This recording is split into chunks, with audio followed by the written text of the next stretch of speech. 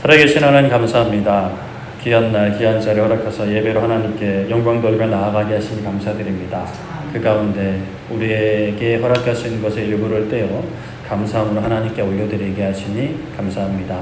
하나님 부별한 손길 가운데 은혜 더하여 주시고 복의 복을 더하여 주시고 기쁜 마음으로 하나님께 드리게 하시며 이 예물이 진실로 하나님께서 기뻐하시는 곳으로 흘러갈 수 있도록 하나님 모든 것 주장하여 주시고 온전히 주인 되어 주시옵소서. 난날을 감사하며 하나님께 예물 드리는 우리 최은아 사모님 하나님께서 은혜 베풀어 주시고 하나님 바라보며 부르심에 순종한 이 길 가운데 더 하나님을 깊이 알아가고 하나님의 나라와 의를 구하며 정말 마음껏 주님 섬기고 교회 섬기고 성도들을 섬기고 주님께서 허락하신 그 삶 가운데 사명 감당하다가 주님 품에 기쁨으로 안길 수 있는 귀한 주님의 딸이 되게 하여 주시옵소서. 말씀의 자리 나아갑니다. 하나님 말씀 가운데 전하는 이나 듣는 이나 모두 예배로 하나님께 영광 돌리게 하시고 오늘 이 시간 우리의 삶을 향한 나 자신을 향한 우리를 향한 아버지의 마음을 더 깊이 알고 하나님 더욱 알아가는 귀한 시간 되게 하여 주시옵소서. 감사드리며 예수님의 이름으로 기도드립니다. 아멘. 네, 하나님 말씀 보겠습니다. 하나님 말씀 사무엘상 11장 사무엘상 11장 1절부터 7절까지 말씀. 사무엘상 11장 1절부터 7절까지.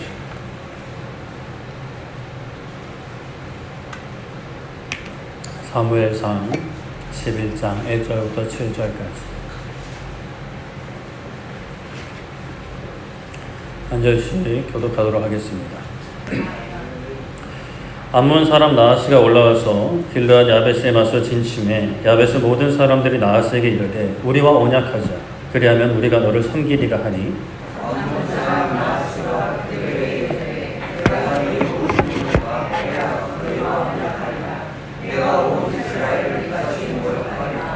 야베스 장로들이 그에게 이르되 우리에게 이일 동안 말미를 주어 우리가 이스라엘 온 지역에 전령들을 보내게 하라. 만일 우리를 구원할 자가 없으면 너에게 나아가리라 하니라. 이에 전령들이 사울이 여호와의 이름으로 이 말을 성경에 전하되 모든 백성이 소리를 듣노니 마침 사울이 밭에서 소를 몰고 오다가 이르되 백성이 무슨 일로 우느냐 하니 그들이 야베스 사람의 말을 전하니라.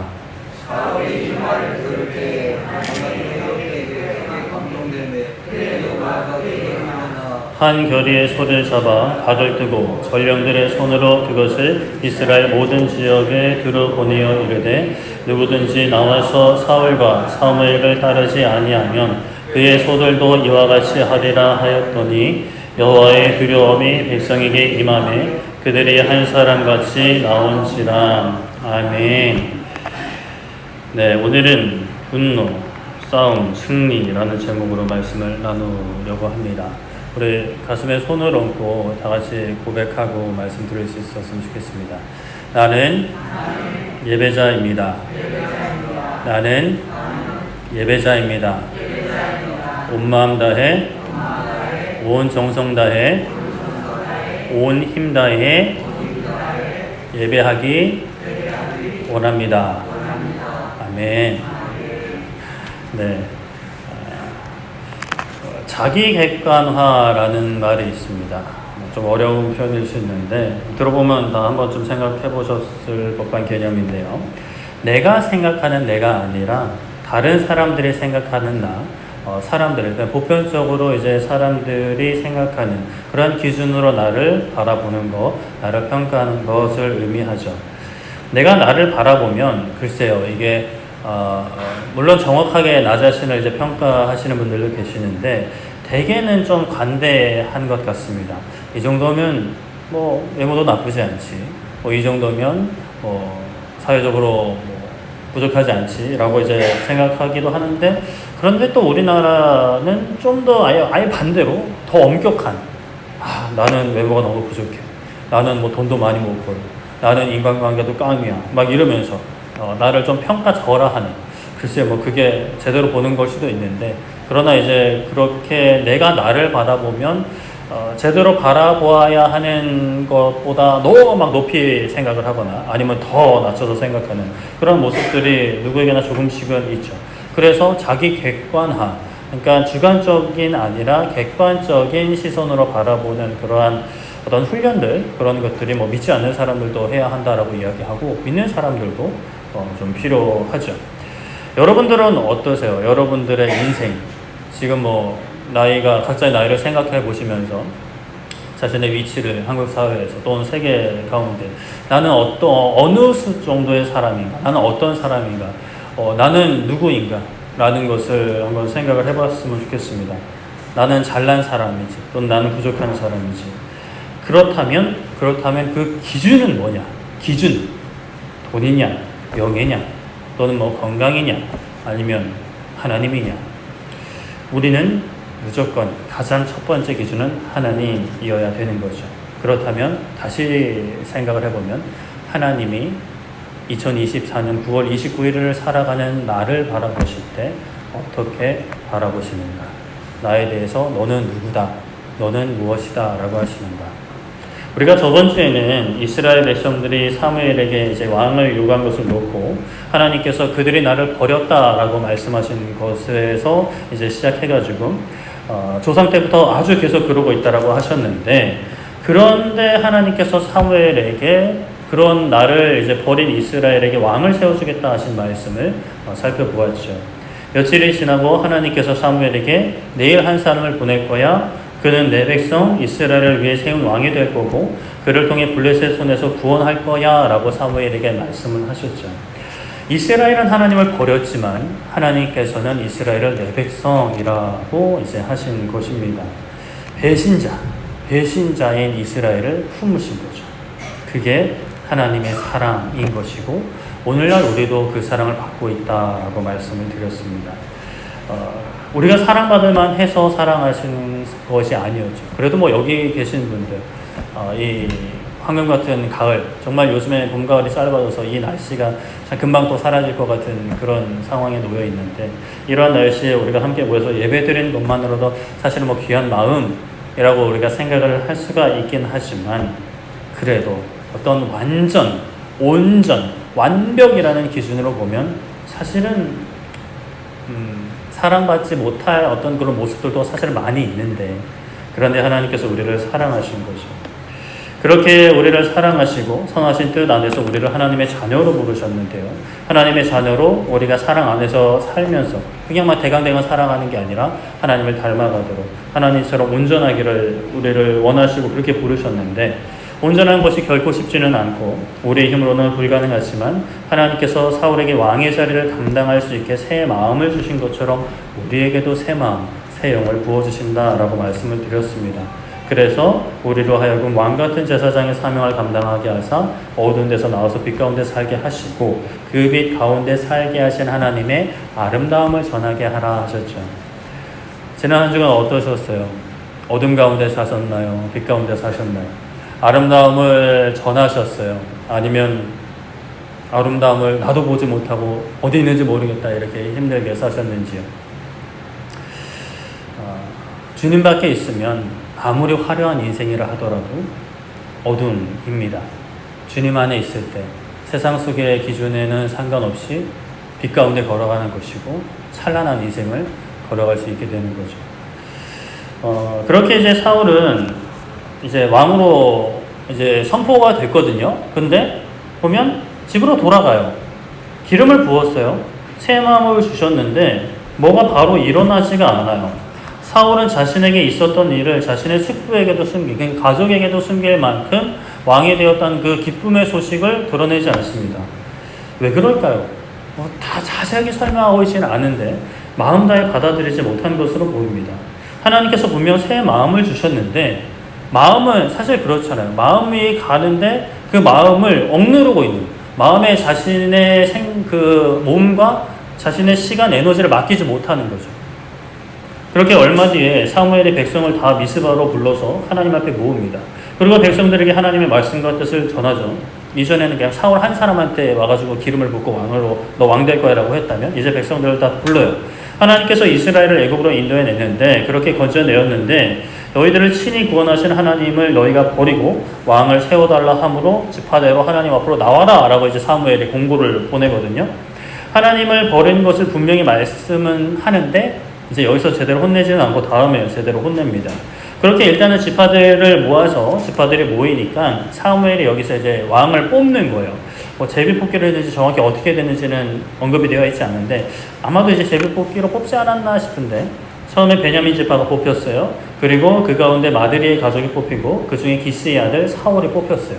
사울 왕입니다 라고 했는데 오 막 이렇게 봤는데 사울이 있어요 없어요?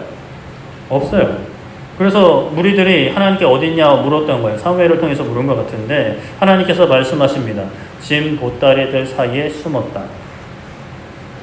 사울이 어디 있어요? 숨어 있는 거예요. 그래서 백성들이 막 이제 달려가서 사울을 이제 잡아채서 사람들 앞에 세워요. 그랬더니 다른 사람들보다 어깨 이만큼 컸다. 그렇게 이제 사람이 큰데 쭈그려서 이제 짐 보따리 뒤에 숨어 있는 거죠. 왕이 뽑히는 자리예요. 그리고 그 당사자는 자기가 왕으로 뽑힐 거라는 걸 미리 전에 들었고 말로만 들은 게 아니라 기름 부음도 받았단 말이에요. 그런데 어디 숨어 있어요? 그냥 진보다리 뒤에 숨어 있는 거예요. 안 그래도 덩치도 큰데. 하나님께서 새 마음을 주셨어요. 근데 아직도 그것을 온전히 받아들이지 못하고 있는 거죠. 기름 부음도 받았는데 아직 받아들이지 못하고 있는 거예요. 조금 모자란 모습으로 보일 만큼 그런 모습을 보이는 거죠. 그런데 생각을 해보면 어찌 보면 오늘날 우리도 이와 같은 모습을 하고 있는지 모르겠습니다.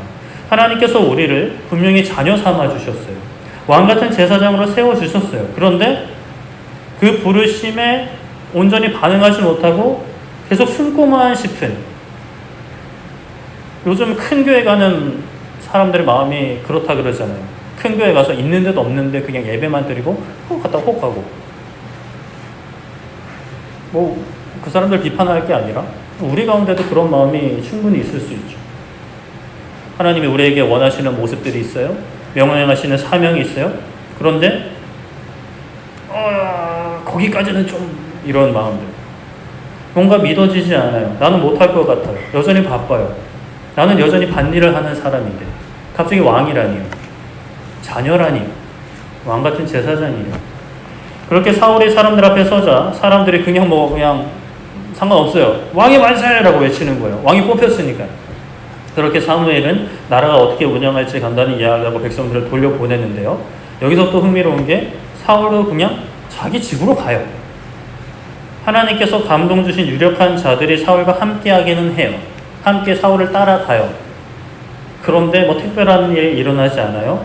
그래도 거기에다가 어떤 불량배들은 사울을 못마땅하게 여겨요. 사무엘상 10장 27절에 보면 어떤 불량배는 이르되 이 사람이 어떻게 우리를 구원하겠느냐 하고 멸시하여 예물을 바치지 아니하였으나 그는 잠잠하였더라. 머리 하나는 더 있었어요. 외모 준수했어요. 왕이라고 할 만큼 보기 좋았어요. 그런데 불량배들이 볼 때 뭔가 좀 왕으로서의 기백도 없어 보였는지 뭐 우물쭈물, 일단 숨어 있는 것부터 왕으로서의 그런 모습은 아닌 거예요. 딱 봤을 때 이렇게 어깨 피고 있으면 저 사람이 왕이구나 할 텐데 막 숨어 있다가 막 질질 끌려 나오는 거죠. 쭈뼛쭈뼛 이렇게 나와가지고 뭐 이렇게 얼떨떨하게 있는 거예요. 사단도요, 때로는 이러한 전략을 써요. 우리 귀에, 우리 마음에 속삭이는 거예요. 너가 어떻게 구원받은 하나님의 자녀야. 뭐 달라진 거 있어? 예수님 믿어? 믿는데 너 달라진 거 있어? 뭐 어떤 환상이라도 봤어? 특별한 경험이라도 해봤어? 너 그냥 이전과 똑같은 사람이야. 쓸데없는 생각하지 말고 집에 가서 공부나 해. 돈이나 벌어. TV나 봐. 유튜브나 봐. 핸드폰이나 해. 이러고 우리를 속삭이는 거죠. 불량배들이 사울을 무시하지만 사울은 잠잠합니다. 아직까지 본인도 받아들이지 못한 부분도 있고 뭐 아직 때가 아니었다라고 생각을 한 것 같은데 사실 아직까지는 좀 왕으로서의 그게 아무것도 별로 없는 거예요. 그때 어떤 일이 일어났느냐, 암몬 사람들이 길르앗 야베스를 공격해 왔어요. 이방인들이 이스라엘 땅을 공격해 온 거예요. 길르앗 야베스는 요단강 동편의 이스라엘 땅이었는데 그곳을 이방인이었던 암몬 자손들이 공격을 하자 그 공격당한 야베스 사람들은 그 공격한 사람들한테 우리가 너희를 섬기겠다. 그러니까 뭐 약탈 같은 거 하지 말고 우리가 알아서 적당히 내놓을 테니까 언약을 맺자, 그런 어떤 관계를 맺자라고 이제 사신을 보내요. 그들 스스로는 싸워서 이길 힘이 없다라고 판단을 했던 것 같습니다. 그래서 이제 언약을 맺자 하는데 암몬 사람들이 어떻게 하느냐? 언약을 맺고 싶어? 너희의 모든 오른 눈을 다 빼버리고 그러면 우리가 언약을 할 거야 라고 이제 이야기를 하는 거죠. 그리고 너희뿐만이 아니라 더 나아가서 온 이스라엘 민족들, 지금 뭐 지파별로 뿔뿔이 흩어져 있고 각자 사사 시대 때도 그랬거든요. 사사들이 온 나라를 다스리는 게 아니라 여기는 이 사사, 저기는 저 사사가 이렇게 다스리는 시대도 있었거든요. 그러니까 너희들을 이제 첫 시작으로 해서 다 그렇게 모욕을 줄 거야 라고 이야기해요. 길앗 야베스 장로들이 그러면 7일 동안 시간을 좀 달라. 이스라엘 온 지역에 전령들을 보내서 우리가 도움을 요청할 건데 만약 우리 이스라엘 민족 중에 아무도 도와주는 이들이 없으면 우리가 너희한테 나아가겠다. 그때 알아서 해라 라고 이야기를 해요. 약간 이 상황이 그냥 암몬 족속이라면 얼른 공격할 텐데 암몬은 또 기다려줘요. 아마 길앗 야베스를 구하러 올 사람이 없다 판단한 건지, 뭐 왕이 없으니까, 구심점이 없으니까 누가 와도 또 이길 수 있다라고 자신한 건지 모르겠는데 7일 정도 뭐 기다리지 뭐라고 이제 합니다. 그래서 이제 야베스 사람들은 그 이스라엘 가나안 지역으로 전령을 쫙 뿌렸는데 당연히 사울이 사는 기브아라는 동네에도 가죠. 그래서 그 사람들한테 이 말을 전하니 백성들이 어떻게 했을까요? 소리 높여 울었다라고 합니다. 그때 마침 사울이 밭에서 소를 몰고 오다가 백성들이 울길래 뭐 때문에 그러냐 하니 백성들은 길앗 야베스 사람들이 전한 말을 전해주죠. 사울의 반응이 어땠을까? 사무엘상 11장 6절에 사울이 이 말을 들을 때 하나님의 영에게 크게 감동되매 그의 노가 크게 일어나 라고 말씀을 합니다. 하나님의 영이 크게 감동하시는 거예요. 마음을 휘어잡으시는 거예요. 마음에 그냥 막 파도가 밀려오듯이 마음을 한번 뒤집어 버리시는 거예요. 그래서 어떻게 해요? 사울의 마음에 분노가 일어나는 거예요. 화가 일어나는 거예요. 이스라엘의 대적들을 향한 분노. 아니 어떻게 이놈들이 우리 같은 민족인 야베스, 길앗 야베스에 와가지고 뭐 눈을 뽑아? 우리를 다 뽑아? 화를 내는 거죠. 사울이 한겨레에 소를 잡아 가각을 뜨고 전령들의 손으로 이스라엘 모든 지역을 보내요. 소고기를 뿌리는 거죠. 그러다 막 피가 뚝뚝 흘려지는 그때는 뭐 냉장고가 없으니까 막 팔이 꼬이고 막 냄새도 났겠죠. 그리고 말을 전합니다. 지금 당장 여기로 모여서 사울과 나와 사무엘을 따르지 않으면 너희 소들 다 이렇게 만들어 버릴 거야. 사실 뭐 너희들을 다 이렇게 만들어 버릴 거야 라고 해도 좀 될 것 같은데 그냥 너희들의 소를 똑같이 만들 거야 라고 하는 거죠. 따르지 않는 사람들의 귀한 재물을 없애버리겠다라는 거예요. 그 말을 듣고 하나님께서 또 다른 백성들에게, 그 소식을 들은 백성들에게 무엇을 주시냐? 두려움을 주세요. 그래서 왕의 권위에 순복하게 하는 두려움을 주시는 거예요. 그렇게 사람들이 사울에 있는 곳으로 모입니다. 이스라엘 백성 수 30만 명, 유다 사람 3만 명, 굉장히 많은 수가 모이는 거죠. 그렇게 사람을 모이고 길앗 야베스 사람들에게 전령을 보냅니다. 내일 해가 더울 때 너희가 구원을 받을 거야. 그리고 약속대로 암몬 군대를 쳐서 2명이 모인 자가 없도록 다 흩어버려요. 누가? 사울과 이스라엘 군대가. 사울 왕이 이끄는 그 군대가. 사울이 왕이 되고 첫 전투를 치렀고 첫 승리를 거두었습니다. 이전까지는 왕으로 추대를 받았어도 그냥 똑같이 평범하게 살고 있었어요. 밭을 갈고 있었어요. 그러나 하나님의 영이 강하게 임하자 분노했고 백성을 휘어잡는 카리스마를 보여주는 거예요. 그리고 승리합니다. 이에 백성들은 사무엘에게 가서 승리의 소식을 전하고 사울이 어찌 우리를 다스리겠냐고 비아냥거린 이들이 누굽니까? 라고 하는 거예요. 대충 들어서 알고 있었거든요. 불량배들이 막 비아냥거리고 저리 가서 뭐 우리 왕이 되겠냐 뭐 이렇게 한 그 이야기를 했다라는 것을 알고 있으니까 걔네들 누구냐 나오라 이거예요. 우리가 처단하겠다. 끌어내 죽이겠다라고 합니다. 누가 감히 우리 왕을 모욕했냐는 거죠. 그전에는 아무 이야기도 안 하더만. 이전에는 사울조차 잠잠했는데 이제는 백성들이 앞서서 난리를 치는 거예요. 사울이 나서서 하나님께서 오늘 이스라엘 중에 구원을 베푸셨으니 사람을 죽일 때가 아닙니다. 사무엘이 이제 백성들한테 그럼 자 이제 우리가 승리를 얻었으니 길갈로 가서 나라를 새롭게 하자 합니다. 사무엘상 11장 15절에 모든 백성이 길갈로 가서 거기서 여호와 앞에서 사울을 왕으로 삼고 길갈에서 여호와 앞에 화목제를 드리고 사울과 이스라엘 모든 사람들이 거기서 크게 기뻐하니라 라고 말씀을 합니다. 이전에 이미 사울을 왕으로 뽑았고 백성들이 왕의 만세라고 외쳤지만 이제는 진짜 사울도 기쁘고 이스라엘 모든 사람들도 기뻐하는 잔치가 열리는 거예요. 이 기쁨의 잔치, 이 기쁨의 순간의 시작은 어디인가? 하나님께서 이스라엘을 불쌍히 여기시고 사울을 택하신 것이 시작점이라고 이야기할 수 있지만 그래도 좀 눈에 드러나는 것, 사울이 분노하면서 시작하는 거예요.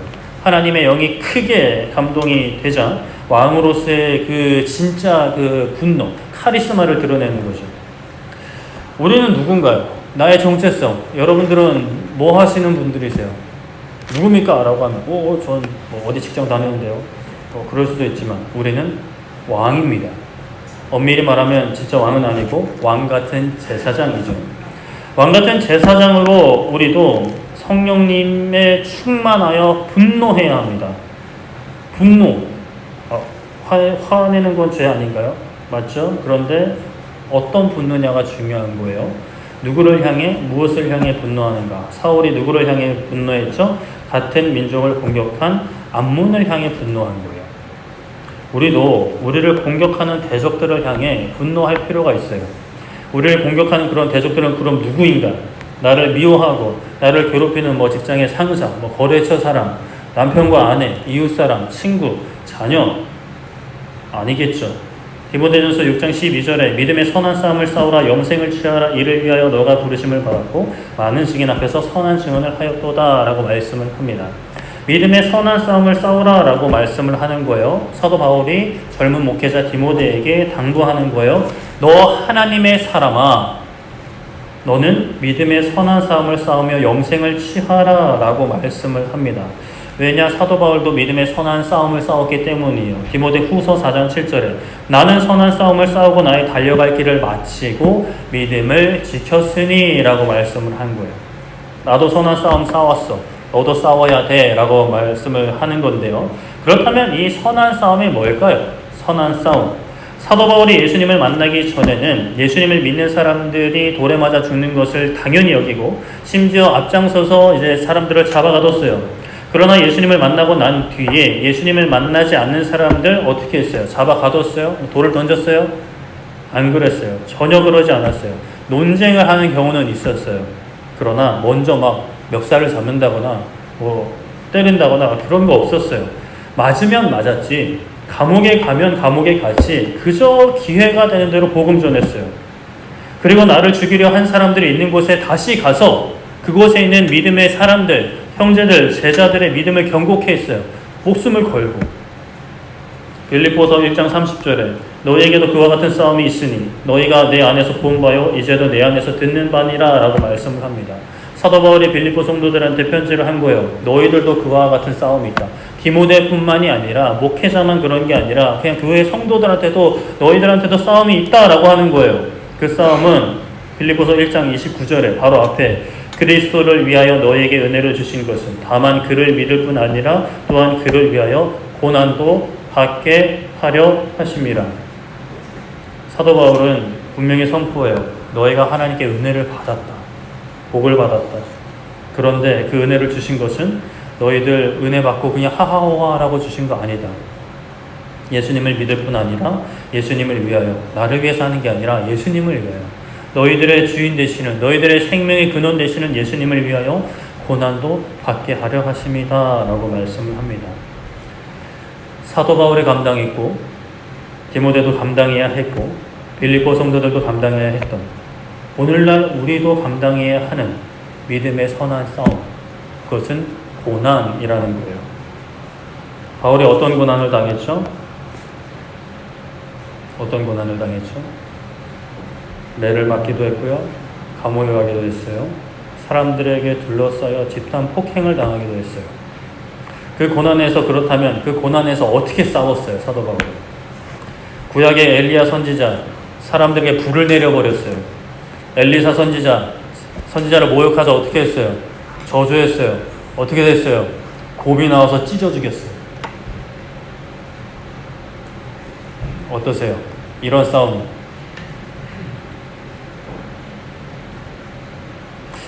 저는 어릴 때 이런 싸움을 원했는데 여러분들은 안 그러세요? 좀 너무 직관적이잖아요. 딱 하나님 능력 바로 빡 보이잖아요. 교회를 욕해? 불 내려와. 타. 너무 어린 마음에 지금도 가끔 그랬으면 좋겠다는 생각이 들 때도 있는데 얼른 정신은 차리죠. 거울을 보면서 그러면 너부터 불 맞겠다 이러면서. 우리는 구약을 살아가지 않아요. 우리가 살아가는 시대는 구약이 아닙니다. 예수님이 오셔서 구속사역을 완성하는 신약 종말의 때를 살아가요. 사도행전 16장 23절부터 25절까지 말씀을 보면 많이 친 후에 옥에 가두고 간수에게 명하여 든든히 지키라 하니 그가 이러한 명령을 받아 그들을 깊은 옥에 가두고 그 발을 착고에 든든히 채웠더니 한밤중에 바울과 실라가 기도하고 하나님을 찬송하며 죄수들이 듣더라 라고 말씀을 해요. 나쁜 일 한 거 없어요. 복음 전했어요. 예수님 믿어야 된다 그랬어요. 그랬더니 어떻게 됐어요? 맞았어요. 맞고 감옥에 갇혔어요. 맞고 풀어주는 경우도 있었는데 맞고 감옥까지 갔어요. 여러분들 어떠실 것 같아요? 여러분들이 예수님을 믿는 것으로 인해서 여러분들이 신앙을 지킨 것으로 인해서 말씀 보고 기도하는 것으로 인해서 이거는 잘못됐습니다 라고 세상에 나가서 말하는 것으로 인해서 사람들한테 두드려 맞아요. 그리고 감옥에 가요. 어떠실 것 같아요? 아니 하나님, 내가 하나님을 믿는 삶을 살았고 어영부영하게 살지도 않고 정말 당당히 믿음을 지키기 노력했는데 어떻게 저를 이러한 고난 가운데 주실 수 있습니까? 라고 생각이 들 수는 있겠지만 바울과 실라는 어떻게 했다고요? 기도했어요. 그리고 찬송했어요. 죄수들도 다 듣게. 이게 선한 싸움입니다. 대적들이 공격해 옵니다. 공격해 와요. 분노해야 해요. 분노해야 하는데 분노의 그 방향을 잘 설정해야 돼요. 내가 하나님을 믿는 사람으로 살아보려 하는데 그것을 방해하는, 또 나에게 부당한 대우를 하는 직장 상사든 동료든 말 안 듣는 후임이든 내가 예배하지 못하게 하는 가족이든 하나님 좀 잘 믿으라 하는데 예배도 대충 드리는 우리의 자녀들이든 그들을 향해 연약한 나를 향해 분노가 타올라서는 안 된다라는 거예요. 그런 상황에서 짜증내려 하고 분노하려 하고 못된 말 하게 하려는 악한 영과 싸워야 하는 거죠. 악한 영들은 지금 이 순간에도 우리가 예배드리지 못하게, 말씀 듣지 못하게 방해하고 있어요. 거짓과 속임수로 분노하게 하고 짜증나게 하고 지루하게 하는 거예요. 따분하게 하는 거예요. 졸리게 하는 거예요. 우리의 영적인 싸움, 믿음의 선한 싸움은 나를 억압하고 괴롭히고 힘들게 하는 사람들, 심지어 나 자신의 연약함과 다투는 것이 아닙니다. 그런 부당하고 어려운 상황 속에서도 찬양하는 것, 복음을 전하는 것, 하나님으로 인하여 기뻐하는 것이 우리가 감당해야 될 영적인 싸움. 계속해서 우리를 속삭이는 그 악한 영의 세력들을 향해 분노해야 하는 것이지, 나 자신이나 이웃들이나 직장 동료들, 정치인들을 향해 분노해서는 안 되는 거죠.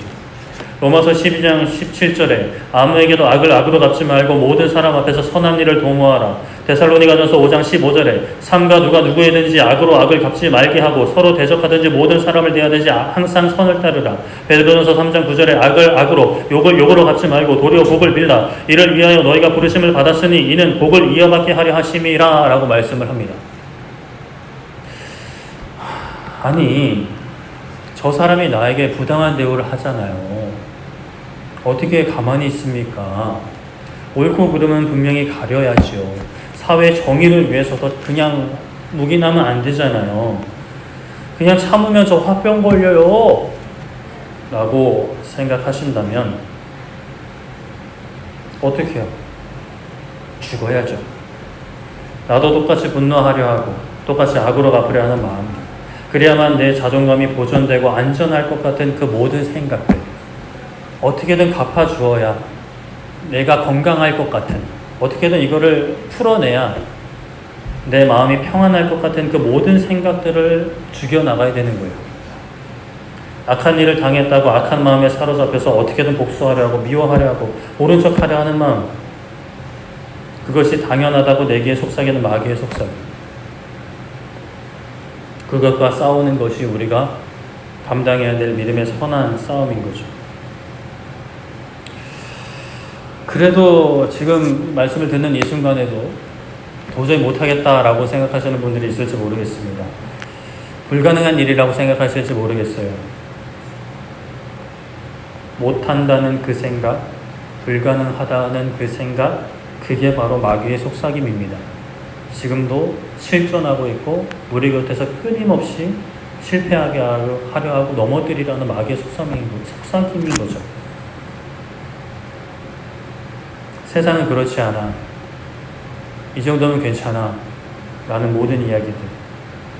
내가 여기서 용서하면, 먼저 사과하면 지는 것 같고, 바보되는 것 같고, 뭐 속된 표현으로 좀 호구되는 것 같고, 그러면 내 인생이 막 끝날 것 같고, 두려우시다면 그 두려움은, 그 걱정은 하나님께서 주시는 마음이 아닙니다. 디모데후서 1장 9절에 하나님이 우리에게 주신 것은 두려워하는 마음이 아니요 오직 능력과 사랑과 절제하는 마음이니. 하나님께서 주신 마음이 아니면 어떻게 해야 돼요? 그것을 끌어안고 있으면 안 되겠죠. 하나님이 주신 마음을 끌어안고 있어야죠. 하나님의 존재와 그 영원한 능력을 두려워하는 것이 아니라 내가 이 땅에서 무시당할까봐, 이 땅에서 고난을 당할까봐, 또 무엇을 잃어버릴까봐, 세상 사람들이 날 우습게 볼까봐 두렵다면 그 모든 것은 하나님이 주신 마음 아니고 마귀가 우리에게 심어놓은 마귀의 마음인 것이죠. 로마서 8장 37절에 그러나 이 모든 일에 우리를 사랑하시는 이로 말미암아 우리가 넉넉히 이기느니라 라고 말씀을 합니다. 하나님이 능력 주신다는 거예요. 이길 수 있어요. 미워하려는 마음, 복수하려는 마음, 그냥 손절하려는 마음, 내 것을 더 챙기고 쟁여두려는 마음, 두려운 마음, 복수하려는 마음, 다 이길 수 있는 마음들이에요. 우리를 사랑하시고 우리의 모든 것 되시는, 우리의 모든 필요를 채우시고 합력할 선을 이루사 그날에 우리를 품에 안아주실 하나님으로 인하여 넉넉히 이길 수 있는 거예요.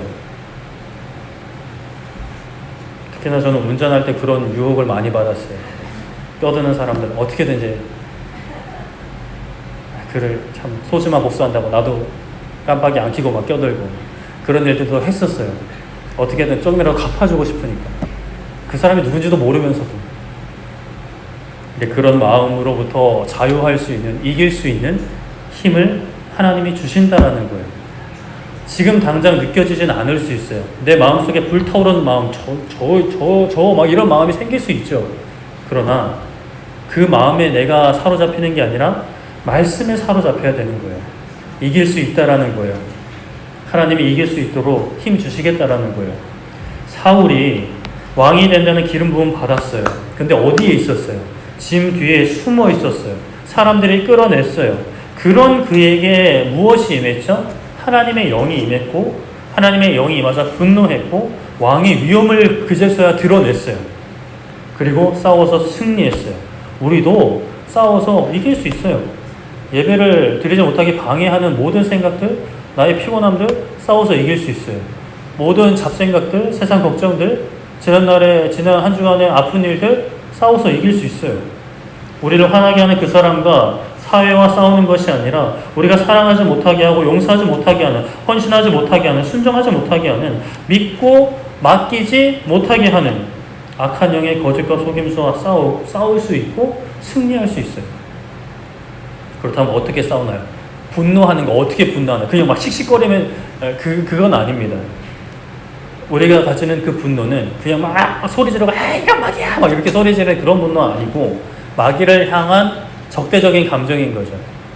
어떻게 적대적인 감정을 드러내냐? 어떻게 싸우느냐? 구체적으로 하나님을 바라보는 것. 우리를 사랑하시는 이로 말미암아 넉넉히 이기는 거예요. 내가 이길 수 있는 거 아니에요. 아무리 막 고행을 많이 해요. 아무리 막 뭐 숫자 세기를 많이 해요. 뭐 블랙박스로 찍어서 신고하는 걸로 이기는 거 아니에요.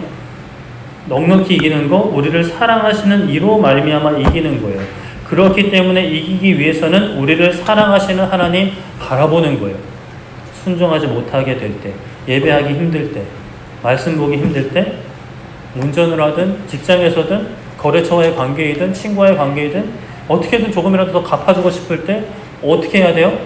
내가 당한 것만 묵상하고 있으면 못 이겨요. 그 마음들. 어떻게 해야 돼요? 하나님 바라보는 거예요. 말씀으로 하나님이 우리를 어떻게 사랑하시는지, 얼마나 사랑하시는지 여기 나와 있잖아요. 여기. 여러분들 말씀 성경 있으시죠? 요즘 뭐 유튜브만 틀어도 뭐 온갖 목사님들 설교 막 쫙 나오잖아요. 말씀을 통해 하나님이 우리를 어떻게 사랑하시는지, 얼마나 사랑하시는지를 계속 보고 붙잡고 기도하는 거예요. 내 안에 이미 임하신 성령님 말씀이 내 머릿속에 살아 숨쉬게 해달라고. 내가 분노하려 할 때, 내가 미워하려 할 때, 어떻게든 갚아주려 할 때 말씀으로 내 마음과 머리를 가득 채워달라고 기도하는 거죠. 그렇게 우리가 용서하게 될 때, 사랑하게 될 때, 헌신하게 될 때, 기뻐하게 될 때, 감사하게 될 때, 그것이 믿는 사람들이 이 땅에서 누릴 수 있는 승리라는 거예요. 이 땅에서 마귀는 우리의 건강을 앗아가고 우리의 재물을 가져가고 심지어 우리의 목숨까지 가져간다 하더라도 우리는 거기에 굴복하지 않고 하나님을 사랑하고 용서하고 이웃 사랑하고 또 헌신하고 순종하고 기뻐하고 감사한다면 그것이 믿음의 선한 싸움에서 승리를 하는 거죠. 내 앞에 끼어든 사람 앞에 다시 끼어드는 게 내 승리가 아니라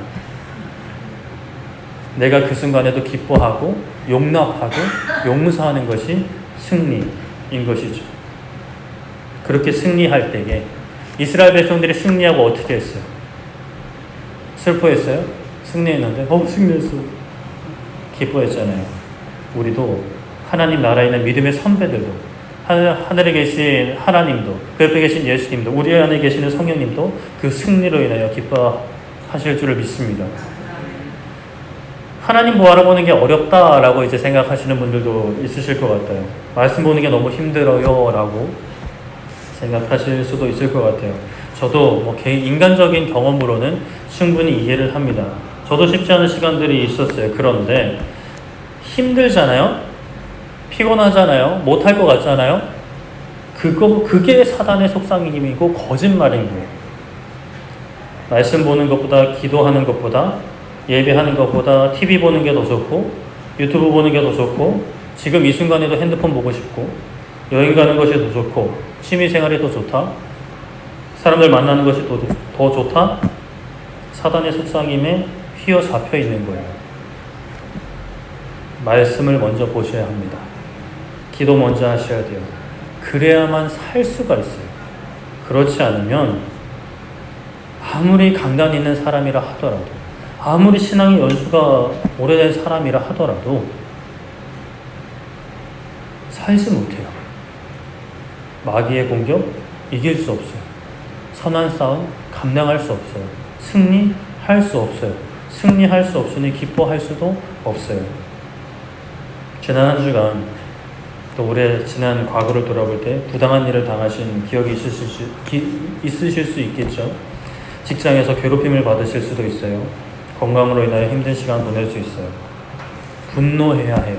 그러나 그 분노가 이런 분노가 아니라 나에게 부당한 일을 행한 그 사람도 아니에요.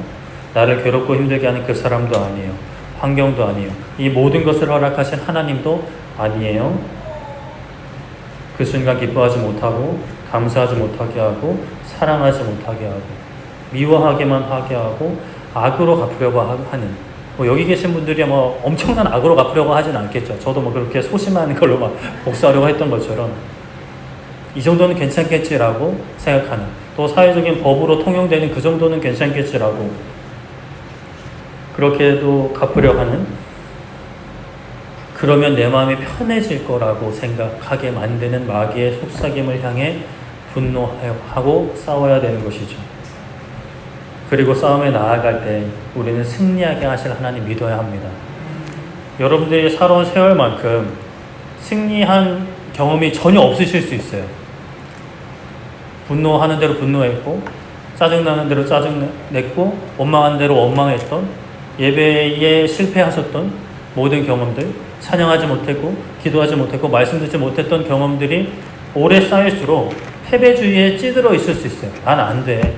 어차피 오늘 예배도 뭐 별 볼 일 있겠어. 말씀 어쨌든 뭐 똑같은 얘기 또 하고 똑같은 얘기 또 하고 혼자만 뭐 떠들고 어떻게 그래. 목사님도 뭐 운전할 때 뭐 승질 내더만 그런 생각하시면서, 그러나 우리는 그렇잖아요. 저를 믿으면 안 돼요. 우리 사모님에게도 항상 강조했죠. 그래서 사모님이 너무 싫어했는데 그 얘기를, 나를 믿지 말아라. 우리를 만나게 하신 하나님을 믿고 우리를 인도하신 하나님을 믿어야 된다라고. 참 좋은 남편이잖아요. 그렇죠? 승리하게 하실 하나님 믿으셔야 돼요. 증거 없어도, 이 눈에 아무 증거 안 보여도, 내 귀에 아무 소리 안 들려도 믿음을 가지고 걸어가셔야 됩니다. 고난을 마주하세요. 부당한 일 마주하세요. 이렇게 생각하시면 될 것 같아요. 마음은 그렇지 않아도 이렇게 생각하세요. 그냥 하나님께서 승리의 축배를 들게 하시려고 전투를 허락하시는구나. 믿음의 선한 싸움을 허락하시는구나.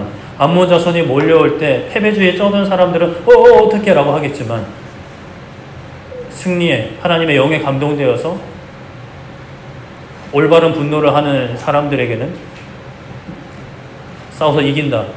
또 재물이 또 왔구만. 또 나의 힘을 드러낼 수 있는, 우리는 나의 힘이 아니라 하나님의 능력을 드러낼 수 있는 기회가 왔구나 라고 생각을 해야 하는 것이죠. 그렇게 승리하실 하나님 믿고 담대히 나아가 싸울 수 있는, 그리고 진짜 승리할 수 있는, 나는 패배했지만 하나님이 함께 하시면 승리할 수 있어요. 그렇게 승리할 때 또 세상은, 또 믿음의 우리 선배들 하늘에서 보고 있겠죠. 예수님 보고 계시겠죠. 진짜 왕같은 제사장이 나타났구나. 사울이 승리했을 때 진짜 우리의 왕이다라고, 누가 이 사람을 왕의 역할을 할 수 있겠냐고 비웃었느냐, 나와서 우리가 죽이겠다라고 한 만큼 우리가 진짜 승리를 하게 됐을 때, 하나님의 능력을 힘입어 그 모든 상황에 기뻐하게 됐을 때, 감사하게 됐을 때, 예배하게 됐을 때, 우리 믿음의 선배들, 세상 사람들은 그래도 모를 수 있어요. 그러나 믿음의 선배들은 알겠죠. 하나님도 보시겠죠. 진짜 왕같은 제사장이 나타났다. 우리 함께 즐겁게 잔치하자라고 이야기할 것입니다. 이 땅에서 그 잔치를 조금씩 누리면서, 또 마지막 날에 주님 앞에 갔을 때 영원한 잔치에 들어가서, 이제는 그때는 선한 싸움 끝났죠. 싸움은 다 끝났어요. 물론 지금도 끝난 싸움이긴 한데 자질구레하지만 사실 크게 느껴지는 그 싸움이 지속되지만, 그러나 영원한 하나님 나라에게서는 더 이상 그때는 이런 싸움 할 필요 없이 예수님 얼굴 매일 보면서 매일 기뻐하며 감사하며 영원한 즐거움을 누리게 될 것입니다. 이 땅에서 이번 우리에게 허락하신 한 주, 모르겠습니다. 어떤 한 주가 기다리고 계실지 모르겠어요. 속을 뒤집어 놓을 그런 한 주가 있을 수 있겠지만, 마귀는 속을 뒤집어 놓으려고 할 때 우리는 안 뒤집히지롱 이러고 약 올리면서 기쁨으로 하나님께 영광 돌릴 수 있는 우리 모두 되기를 축복합니다. 말씀을 정리하겠습니다. 사울은 왕이 되었어요. 근데 뭐 하고 있었어요? 밭을 갈고 있었어요. 어느 나라 왕이 밭을 갈고 있어요? 물론 그런 왕들도, 그런 성군도 있을 수 있죠. 그러나 사울은 그런 성군이라서 가는 게 아니라 계속 하던 거 하고 있었어요. 사람들이 좀 따르긴 했어요. 그러나 이전과 같은 삶을 계속 살고 있었어요. 왕인데 자신의 정체성을 받아들이지 못하고 있었어요. 우리가 누구예요? 우리가 누구? 하나님의 자녀, 왕같은 제사장이잖아요. 믿으세요? 아닌 것 같은데. 제 보니까 아닌 것 같은데. 저 예배 드리는 거 봐서는 아닌 것 같은데. 왕같은 제사장이 되어도 이전과 같은 삶을 살 수 있어요. 그리스도인이 되었는데 그리스도인이 아닌 삶을 계속 살아갈 수도 있어요. 근데 그러면 안 돼요. 나의 정체성을 받아들이지 못하는 거예요. 또는 내 뜻대로 되지 않은 신앙생활로 호기롭게 시작했다가 이게 아닌데? 왜 안 되지? 나는 분명 왕같은 제사장인데? 근데 이게 왕으로서의 역할을 잘못 이해한 거죠. 제사장으로의 역할을 잘못 이해하는 경우가 많습니다. 점점 아닌가 보다. 주님의 자녀 아닌가 보다. 나에게 승리 안 주시나 보다. 라고 생각을 하는 거죠. 우리가 구해야 할 것, 하나님의 영의 강력한 역사를 구해야 합니다. 하나님께서 새 마음을 주셨는데 또 하나님의 영도 부어주셨잖아요. 구약과 신약, 오늘날은 좀 달라요. 하나님의 영이 역사하시는 것이. 일단 하나님의 영의 강력한 역사를 구해야 합니다. 마땅히 해야 할 곳에 분노할 수 있게 기도해야 됩니다. 그렇다고 이것만 듣고 나가자마자 막 화내시고 막 그러지 마시고, 분노해야 할 것에 분노해야 합니다. 길르앗 야베스가 위기에 빠졌는데 그 위기를 통해 성령 하나님이 역사하셔서 사울에게는 왕의 카리스마, 그 왕의 그 위엄과 왕의 어떤 그 모습들이 깨어난 거죠. 여러분들에게도 그 모습이 깨어나기를 축복합니다. 주님의 자녀로서의 모습이, 왕같은 제사장으로서의 모습이, 그저 맨날 패배하고 하나님을 믿지만 하나님이 내 삶을 전혀 돌보시지 않는 것처럼 막 주눅들어 살아가는 그런 모습이 더 이상 아니라 진짜 승리자의 삶, 왕의 삶, 왕 같은 제사장으로서의 삶. 마귀가 우리의 마음과 생각을 좀먹어 순종하지 못하게 하려 하고, 사랑하지 못하게 하려 하고, 용서하지 못하게 하려 하고, 기뻐하지 못하게 하고, 감사하지 못하게 하는, 예배하지 못하게 하는 그 공격에 우리가 분노하고 싸워서 승리해야 합니다. 그냥 힘드니까 안 드릴래 이게 아니라 싸워 승리해야 되는 거죠. 오늘 혹시 예배에 실패하셨다면, 지난 한 주간의 어떤 그리스도인으로서의 그 삶으로 실패하셨다면 안타깝긴 하지만 이번 전투에서 좀 밀리긴 했는데, 그러나 너무나 다행인 것은 아직 믿음의 선한 싸움이 다 끝나지 않았다라는 거죠. 충분히 대갚아줄 수 있고 다시 좀 2보 후퇴했다면 10보 전진할 수 있는 시간이 아직은 우리에게 있습니다. 아직은 있어요. 승리를 쟁취하고 승리의 기쁨의 잔치를 벌일 날이 아직 남아있다라는 거예요. 앞으로의 삶은 믿음의 승리의 그 기쁨이 선포되는 삶이 되기를 축복합니다. 그리고 이 세상을 마치는 그날에 정말 이 땅에서 누렸던 잔치는 정말 맛보기일 만큼, 이 땅에서 잔치도 너무 기쁜데 그게 맛보기일 만큼 더 큰 잔치, 더 큰 기쁨의 그 하나님의 나라로 들여보내실 주님을 믿으며, 그 주님께서 우리의 삶을 지키고 계시다는 것을 믿으며, 그 믿음에 따른 소망을 가지고, 그 믿음과 소망에서 뿜어져 나오는 사랑을 가지고 이번 한 주 살아가고 승리하는 우리 모두 되기를 축복합니다. 그 승리는 다시 껴드는 그런 승리가 아니라 어떠한 상황에서도 기뻐하고 감사하는 것, 사랑하는 것, 용서하는 것, 순종하는 것. 우리 함께 찬양하고 기도했으면 좋겠는데요. 우리 악보집의 3번, 교회여 일어나. 우리 일어나야 합니다. 일어나야 해요. 지금 뭐 앉아서 찬양하겠지만 일어나야 되죠. 패배주의로 주저앉아 있는 우리의 영혼들 일어나야 합니다. 주님께서 부르시는 거예요. 두려움, 실패, 과거에 아무리 많이 실패했더라도 상관없어요. 하나님 바라보며 일어나는 거죠. 우리가 누구? 하나님의 자녀. 우리가 누구? 이거 어디서 했더라? 어디 응원단이 하나? 우리 왕같은 제사장입니다. 잊으시면 안 돼요. 안 돼요. 기억하셔야 돼요. 다음 주에 또 물어볼 거예요. 어떻게 살았는지.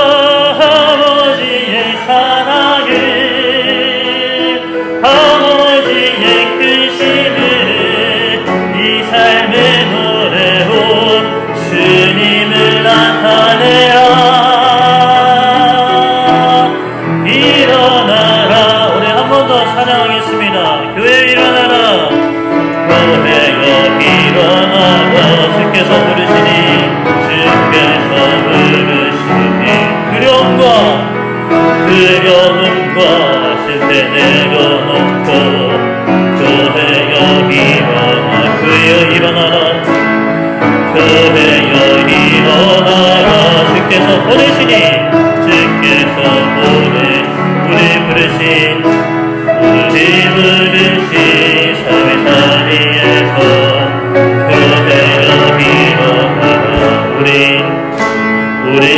세상에 없는 길을 하나님의 편지 주를 하는 주변을 통해 세상이 들보리라. 일어나라 아버지 사랑으로 아버지 능력으로 우리 하나 되어 그 빛을 비추라. 노래하라 아버지의 사랑을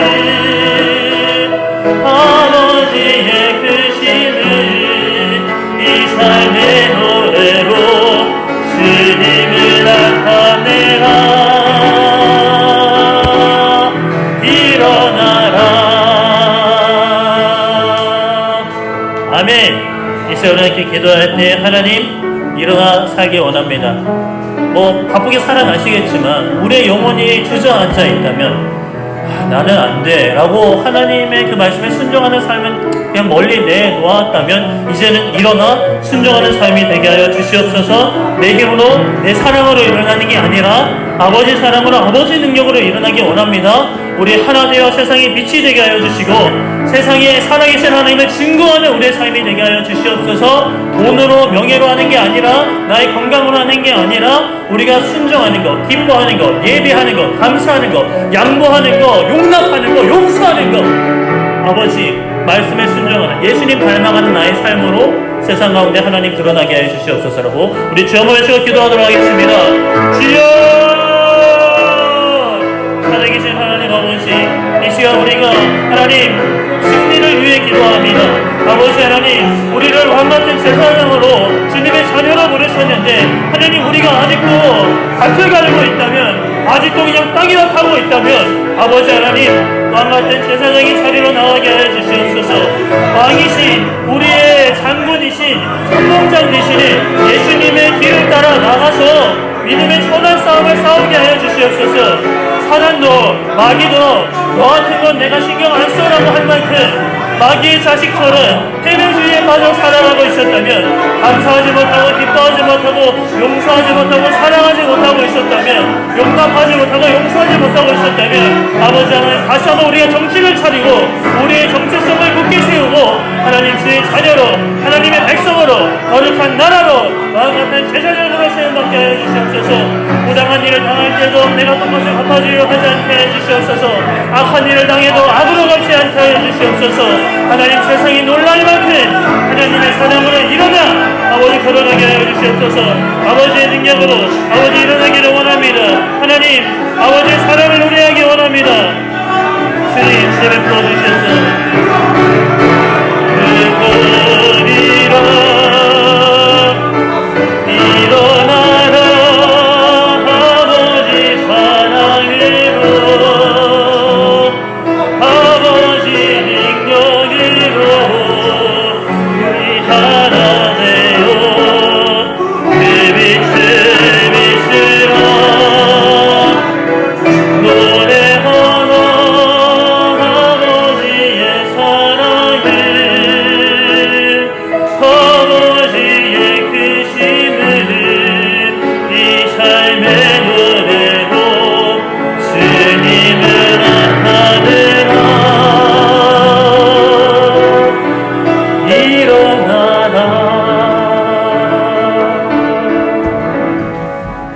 살아계신 하나님 아버지, 하나님 우리가 누구인지 잊지 않게 하여 주시옵소서. 왕이 되었는데 왕으로 기름 부음 받았는데 하나님이 새 마음을 이미 주셨는데 그 새 마음에 따르지 않고 왕의 정체성을 따르지 않고 밭이나 갈고 있었던 사울처럼 우리가 살아가고 있지는 않을지 아버지 하나님 깨닫게 하여 주시옵소서. 포기하고 있었던 그저 다른 사람 이야기로 믿음 좋은 사람들 이야기로 목사님들 선교사님들 이야기로 내버려 두고 있었던 삶 가운데 순종, 하나님 사랑하는 것, 이웃 사랑하는 것, 용서하는 것, 용납하는 것, 악을 악으로 갚지 않는 것, 하나님 우리에게 주시는 마음, 그 마음에 순종케 하여 주시옵소서. 사단의 속삭임에 귀 기울이지 않게 하여 주시옵소서. 넌 안 돼, 넌 실패할 거야, 이제까지 실패했잖아, 또 실패할 걸? 이라고 우리의 속삭이는 마귀의 속삭임을 물리치고 말씀으로 물리치고 아버지 일어나 믿음의 선한 싸움을 감당케 하여 주시옵소서. 우리의 힘으로 일어나는 게 아니라 아버지 사랑으로, 아버지의 능력으로 우리가 하나 되어 그 빛을 비추기 원하고 아버지의 사랑을 노래하는 인생들이 되기 원합니다. 세상이 힘들다, 세상의 어떤 사람들 이야기만 노래하는 것이 아니라 아버지 사랑 노래할 수 있는, 그래서 그 아버지가 누구냐, 도대체 네가 받는 사랑이 뭐고 넌 도대체 뭐하는 인간이냐라고 묻는 세상을 향해 나 주님의 자녀다, 나 왕같은 제사장이다, 미친 소리 하고 있네 라고 세상이 이야기하더라도 그래 나 미쳤다, 예수님에게 미쳤고 하나님에게 미쳤다, 너도 나와 같이 이 행복을 누렸으면 좋겠다 라고 이 기쁨의 자리로 초대할 수 있는 우리 모두 되게 하여 주시옵소서. 감사드리며 예수님의 이름으로 기도드립니다. 아멘.